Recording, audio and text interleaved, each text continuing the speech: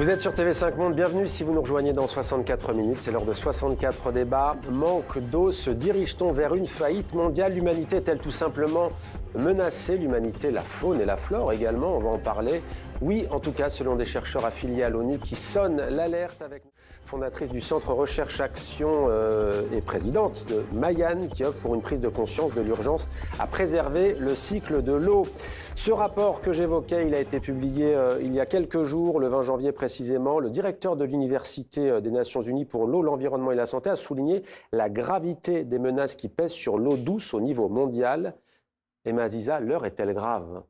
Alors l'heure est grave, mais jusque-là, on n'en avait pas vraiment conscience. Le fait d'utiliser le mot faillite de l'eau, eh bien, on bascule dans quelque chose qui nous montre l'état d'urgence, alors qu'on a toujours un peu tendance à montrer plutôt des baguettes magiques, que ce soit la désalinisation d'eau de mer, en se disant finalement, on a encore tellement d'océans, on n'aura pas de problème. Là, on est vraiment en train de se rendre compte que la question de l'eau douce est une question stratégique cruciale. C'est une question avant tout économique, puisque l'intégralité de nos systèmes socio-économiques se sont fondés sur l'eau. Il a fallu puiser de l'eau dans des nappes souterraines pour pouvoir créer tout ce que l'on consomme aujourd'hui dans notre quotidien. C'est une question énergétique, éminemment énergétique, et puis c'est une question alimentaire. Donc en réalité, eh bien, c'est une question de survie pour nous et pour finalement toute la chaîne de valeur qui nous entoure. Parce que, alors on le sait, l'eau c'est la vie, c'est une ressource vitale, mais elle a longtemps été ignorée dans les politiques climatiques et publiques. Pourtant, donc, elle s'impose de plus en plus comme une urgence majeure. La vraie urgence, c'est l'eau devant le CO2, ça veut dire ? Oui, parce qu'en fait, le cycle de l'eau est directement corrélé au cycle du carbone. Et donc, je vais vous prendre un exemple concret. On a des questionnements en France en ce moment sur certains territoires. Par exemple, je pense à la Charente, qui se retrouve face à des sécheresses quasiment systématiques chaque année. On l'a bien vu avec la crise des bassines en France. Eh bien, on envisage, certains envisagent de détourner, par exemple, le cours de la Dordogne, donc de prendre un cours d'eau et finalement de dérouter ce fleuve vers un autre cours d'eau pour répondre à d'autres enjeux économiques. C'est ce qu'on fait dans plus de 50% de tous les fleuves dans le monde. Il faut bien comprendre qu'un fleuve, il s'est créé sur des milliers d'années et donc il y a une connexion directe entre ce qui se passe dessous, c'est-à-dire la nappe qui accompagne ce fleuve, et le fleuve. Et la jonction entre les deux, et ça c'est des études récentes qui nous le montrent, eh bien, régule totalement le cycle du carbone. Si on prend ces cours d'eau et qu'en réalité on les déroute, eh bien ce que l'on fait, c'est que quelque part, c'est comme si on se disait, ben, tiens, il y a un problème dans notre corps, un problème dans le cœur, ben, on va prendre des bouts et puis finalement on va le mettre sur un autre corps. C'est exactement pareil, c'est-à-dire que ça ne fonctionne plus. Et donc en fait, on crée des dysfonctionnements de tous les cycles en chaîne.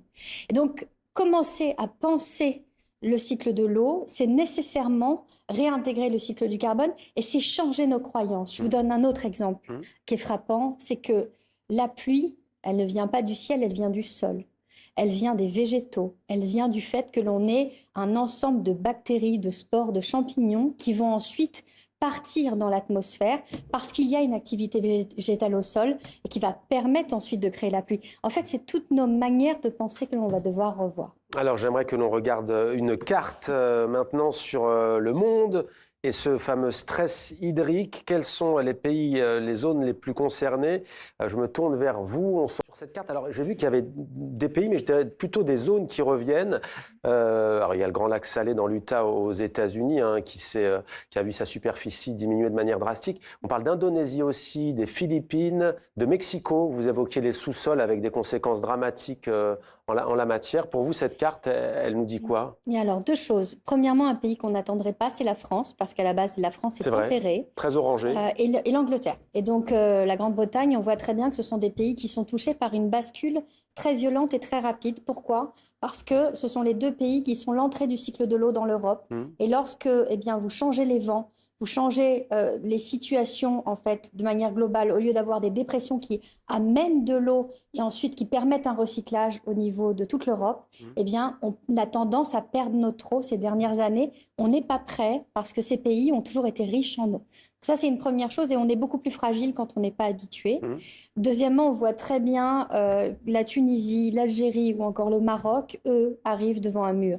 Très clairement, ils n'ont quasiment plus de solution. Pourquoi? Parce qu'ils ont surexploité leur nappe au-delà de leur capacité de renouvellement. Et donc, on est face à un vrai sujet, puisqu'on voit très bien que le Maroc, par exemple, ensemence massivement son atmosphère pour essayer de produire toujours plus de pluie. Mais ça a des conséquences d'ailleurs sanitaires pour les populations qui sont dramatiques puisqu'on utilise des produits chimiques derrière. Juste, c'est intéressant, le Maghreb, Maroc, Algérie, Tunisie en rouge, beaucoup plus que les pays d'Afrique subsaharienne. C'est quoi le stress hydrique? On peut le traduire par quoi?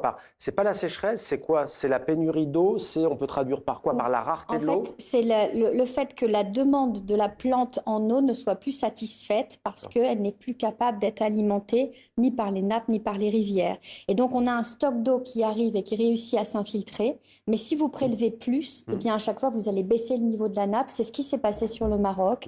Donc aujourd'hui, sans désalinisation, ce sont des pays qui peuvent difficilement vivre. Et puis, on a deux autres pays qui étaient très marqués dans cette carte. C'est vraiment toute la zone indienne et la zone asiatique. Et là, ce sont des images de la NASA qui nous montrent qu'en l'espace de 20 ans, on a épuisé tous les grands aquifères du monde, tout simplement parce que pour pouvoir créer de la matière, que ce soit de la matière plastique, que ce soit des microprocesseurs, nos téléphones, eh bien, nous avons besoin de quantités d'eau qui sont extrêmement consommateurs en eau, les textiles notamment.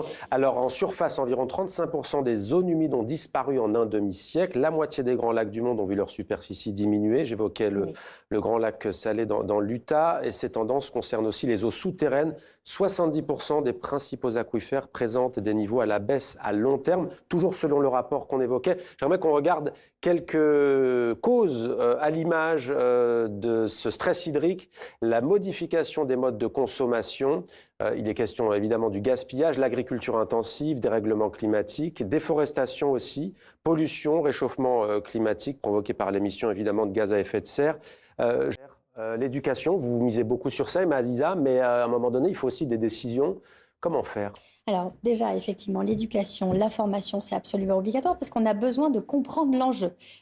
Comprendre que dans 5 ans, des villes entières en France ne pourront plus accueillir de nouveaux touristes ou de nouveaux habitants, c'est une réalité qui arrive devant nous parce que tout simplement, depuis le début des années 1990, la température ne fait qu'augmenter. Je parle de la France, mais c'est un cas que l'on retrouve partout. Et donc, quand vous avez une température qui augmente, vous accélérez le cycle de l'eau, vous accélérez les phénomènes de ruissellement massif, donc d'inondation, et derrière avec des questions d'assurabilité. Et puis vous augmentez aussi également ces phases de passage très violents et très rapides dans des états de sécheresse. Il y a 20 ans, il fallait 3-4 mois pour pouvoir basculer dans un état de sécheresse. Aujourd'hui, en 3 semaines, il suffit d'une canicule assez violente en France pour qu'on change complètement du tout au tout et que on soit dans une situation où au départ il y avait assez d'eau dans toutes les nappes et on bascule dans un état de stress hydrique majeur. Donc on voit que les bascules sont violentes, les systèmes ne sont pas prêts. Vous montriez tout à l'heure la carte du monde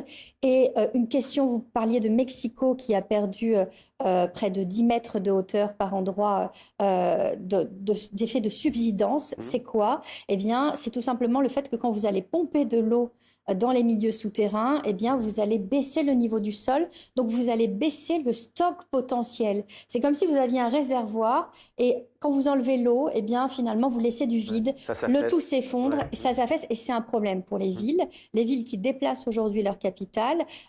Si on prend la Californie, qui est particulièrement agricole, elle perd 30 cm de hauteur d'eau par an.